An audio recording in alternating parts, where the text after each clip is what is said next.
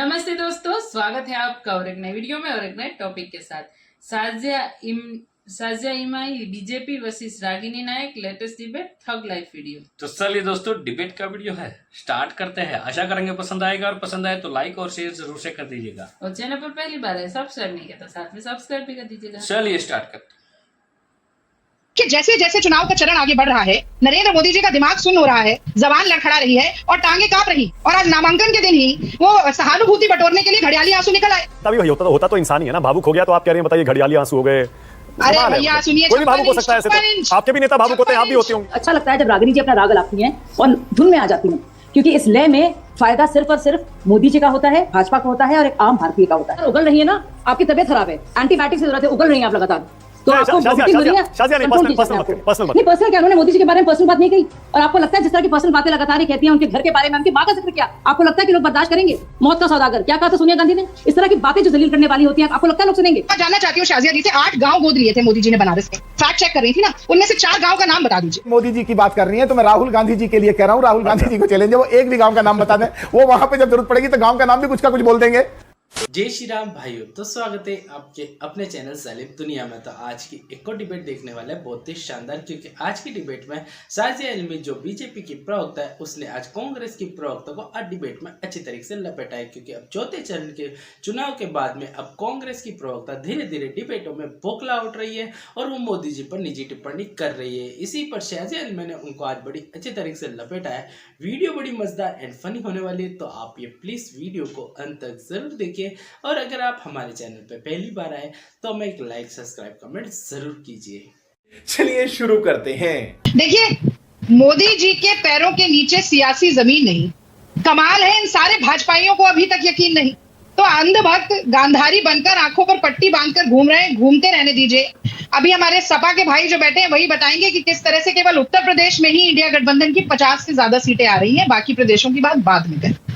मैं ये जरूर कहना चाहती हूं कि पसीना मलकर चेहरा चमकाने का दावा करने वाले नरेंद्र मोदी जी का इस चुनाव में कांग्रेस पार्टी, इंडिया गठबंधन और देश की जनता ने पसीना छुड़ा दिया है। और केवल आपको विशेषज्ञों से पूछने की जरूरत नहीं है कि क्या आंकड़े आ रहे हैं, आप नरेंद्र मोदी जी की भाव भंगिमा, उनके व्यवहार, उनकी भाषा शैली की तरफ ही नजर उठाकर देख लीजिए। तो उड़ीसा जाते हैं तो कह रहे हैं कि उड़ीसा में जितने जिले हैं उनके कैपिटल बताइए। भगवान के गर्भ स्थल में बैठ रहे हैं तो पीछे बैठे हुए योगी जी का चेहरा ब्लर करा रहे हैं।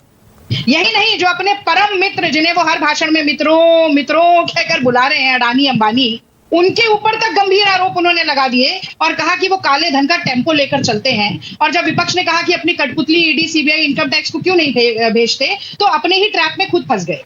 तो देखिए, जैसे जैसे चुनाव का चरण आगे बढ़ रहा है, नरेंद्र मोदी जी का दिमाग सुन्न हो रहा है, जबान लड़खड़ा रही है और टांगे कांप रही है। अभी कुछ दिन पहले ही राहुल जी ने कहा था कि देखिएगा बस अब रोना बचा है। और आज नामांकन के दिन ही वो सहानुभूति बटोरने के लिए घड़ियाली आंसू निकल आए। ओके, अब मुझे ये बताइए, देखिए नेता भी, रागिनी, नेता भी होता तो इंसान ही है ना। बदलने की बात की जा रही है। नेता भी होता तो इंसान ही है ना। अगर भावुक हो गया, वो सवाल पूछ रहे हैं। मैं कह रहा हूँ नेता भी होता तो इंसान ही है ना। भावुक हो गया तो आप कह रहे हैं बताइए घड़ियाली आंसू हो गए। अरे भैया सुनिए, कोई भी भावुक हो सकता है, ऐसे तो आपके भी नेता भावुक होते हैं, आप भी होती होंगी। 56 इंच के सीने वाले, चीन को लाल आंख दिखाने वाले, एक पूरे समुदाय की तुलना कुत्ते के पिल्ले से करने वाले, हमेशा आप कह रहे हैं लहर नहीं बची कोई लहर, क्योंकि नरेंद्र मोदी उगलते हैं सिर्फ जहर। रुक, तेरे को बताते। देखिए, इतना बोला रागिनी जी ने, इतना जहर उगला, इतनी अपनी भड़ास उन्होंने निकाली कि उनका खुद का जो कैमरा था वो भी चला गया और बर्दाश्त नहीं हो पाया टेक्नोलॉजी से भी। इतना ज्यादा अत्यंत जो है दुष्प्रचार, मतलब झूठ की भी इंतहा होती है ना। तो देखिए, यही रागिनी जी यही राग आलाप रही हैं पिछले 2 लोकसभा चुनाव से भी, और उसके बीच में जो 45 से ज्यादा विधानसभा और छोटे चुनाव हुए, और उसका असर देखिए क्या हुआ है। लगातार जितना वो भड़ास निकालती हैं, जितनी गाली गलौज करती हैं, जितना ज्यादा नफरत से भरा हुआ उनकी जो नफरत दिखती है प्रधानमंत्री के खिलाफ, उसका असर क्या होता है। उससे ही लोग जो होते प्रेरित होते हैं और सोचते हैं कि वो पार्टी जिसने सालों साल अंधकार में रखा है, इतने लोगों को लूट खसोट की है, उसको कम से कम और जवाब देने के लिए और सामने निकलते हैं और प्रधानमंत्री जी के लिए सुरक्षा कवच बढ़कर और वोट भी देते हैं और दुआ भी देते हैं। तो ये असर होता है। तो मुझे बड़ी अच्छा लगता है जब रागिनी जी अपना राग लाती हैं और धुन में आ जाती हैं, क्योंकि इस लय में फायदा सिर्फ और सिर्फ मोदी जी का होता है, भाजपा का होता है और एक आम भारतीय का होता है। अब एक आम भारतीय भी जानता है कि पिछले 10 साल में क्या कुछ हुआ। बाहर वो भी निकलता है, सड़कें वो भी देखता है, राशन उसको भी मिलता है, जनधन योजना में जो सबसे गरीब है वो भी जानता है क्या हो रहा है। वो देख भी रहा है जो अत्यंत गरीब है कैसे उसकी जिंदगी बदली है, कैसे चाहे आवास योजना के तहत, पानी के तहत, जल के तहत। सोचिए एक ऐसी चीज, शर्म आती है, लानत भेजती हूं ऐसी पार्टियों पर। 65 साल से रही सत्ता में और पानी तक का जुगाड़ नहीं कर पाई, शौचालय तक का। तो सोचिए कहाँ मतलब जमीन आसमान का फर्क है यहाँ पे। ये लोग अपने लिए लड़ रहे हैं, मोदी जी देश के लिए लड़ रहे हैं। सब जानते हैं कि सारा संघर्ष इनका है कि कैसे राहुल जी का खानदान बना रहे। समाजवादी पार्टी में ये पूरा है जद्दोजहद, कैसे अखिलेश जी का खानदान बना रहे। वही शरद पवार जी के साथ है और वही ठाकरे जी के साथ है और वही लालू जी के साथ है। मोदी जी का है क्या पूरा संघर्ष कि मोदी का परिवार, पूरा देश जो है तरक्की करे, एक एक इंसान तरक्की करे, जो वोटर है इनका भी। सही बात है। देखिए, मैंने तो इसलिए कहा कि नरेंद्र मोदी भावुक व्यक्ति नहीं है क्योंकि प्रधानमंत्री बनने के बाद वो जितनी बार अपनी माता जी से मिलने गए गुजरात में उनके चरण छूने के लिए, 50 फोटोग्राफर साथ में लेके गए। यहाँ तक कि उनका देहांत हो गया, केश तक नहीं उतरवाए मोदी जी ने। कैसे भावुक इंसान है मैं जानना चाहती हूँ। वो मंगलसूत्र आज मुझे कहना पड़ेगा, मंगलसूत्र करते रहे। वो काले मोतियों का क्या मान होता है, मंगलसूत्र का क्या मान होता है, ये मोदी जी नहीं समझ सकते। इससे आगे मैं नहीं बोलूंगी, जनता समझ जाए। मैं तो आज जानना चाहती हूँ शाजिया जी से, 8 गांव गोद लिए थे मोदी जी ने बनारस में। फैक्ट चेक कर रही थी ना, उनमें से 4 गांव का नाम बता दीजिए। और उन गांव में क्या क्या समस्या है लोगों की बता दीजिए। निकाल के बता दूंगी आप आपको। कहाँ आप क्या देखिए, बात कर आप कह रही हैं okay one by one Ragini, okay one by one Shazia की बारी है। बोलिए शाजिया की बारी है। शाजिया बोलिए। जो आप लगातार उगल रही है ना, आपकी तबीयत खराब है, एंटीबायोटिक की जरूरत है, उगल रही है आप लगातार। तो आपको वोमिटिंग हो रही है। शाजिया नहीं, पर्सनल मत करिए, पर्सनल मत। नहीं पर्सनल क्या, उन्होंने मोदी जी के बारे में पर्सनल बात नहीं कही। और आपको लगता है जिस तरह की पर्सनल बातें लगातार ही कहती हैं, उनके घर के बारे में, उनकी माँ का जिक्र किया, आपको लगता है कि लोग बर्दाश्त करेंगे?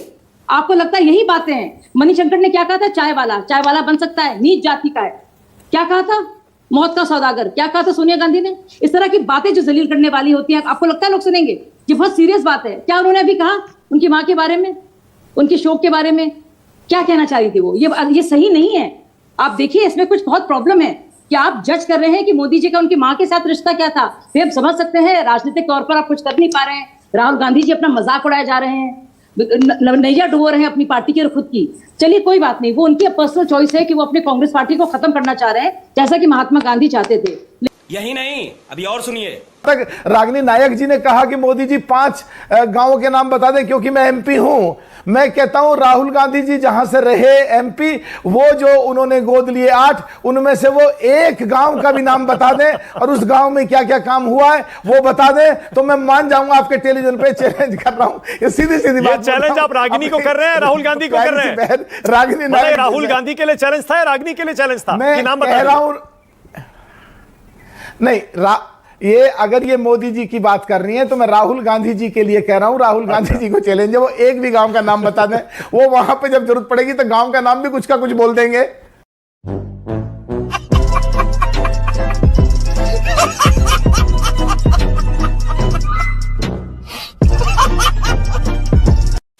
वीडियो में अंत तक बने रहने के लिए बहुत बहुत धन्यवाद। कांग्रेस की प्रवक्ता रागिनी नायक ये तो कह रही है कि मोदी जी के हाथ कांप रहे और वो भावुक हो रहे हैं, लेकिन वो ये नहीं बता पा रही है जिसको आप शेर दिल समझते हो और जिसको आप शेर समझते हो, आप ही के नेता राहुल गांधी कभी अमेठी से रायबरेली, वायनाड, इधर पूरे देश में भटकते फिर रहे हैं। उसके बारे में आपकी क्या राय है? वैसे पब्लिक 4 जून के बाद में आपको ये तो बता देगी कि आपके देश में आपकी औकात कितनी बची है। वैसे डिबेट में अंत तक बने रहने के लिए आप लोगों को बहुत बहुत धन्यवाद। अगर आपको कांग्रेस की प्रवक्ता के लिए अपनी कुछ राय रखनी है तो हमें कमेंट सेक्शन में जरूर बताइए। हम आपसे जल्द मुलाकात करेंगे नेक्स्ट वीडियो में।